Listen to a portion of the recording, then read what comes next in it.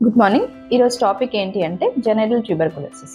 జనరల్గా మనకి ట్యూబర్కులోసిస్ అంటే ఊపిరితిత్తులకు సంబంధించిన వ్యాధి అని మాత్రమే అవగాహన ఉంటుంది. సో చాలా మందికి తెలియని విషయం ఏంటి అంటే ఈ ట్యూబర్కులోసిస్ అనేది గర్భాశయానికి కూడా సోకే అవకాశం ఉంటుంది.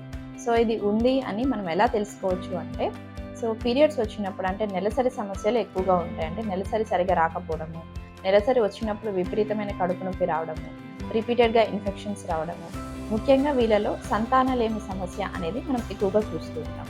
సో ఈ జెనిటల్ టీబీ ఉందా లేదా అనేది మనం ఎలా నిర్ధారణ చేసుకోవచ్చు అంటే దానికి తగిన కొన్ని పరీక్షలు ఉంటాయి. సో దాని ద్వారా మనం దాన్ని కన్ఫర్మ్ చేసుకోవచ్చు.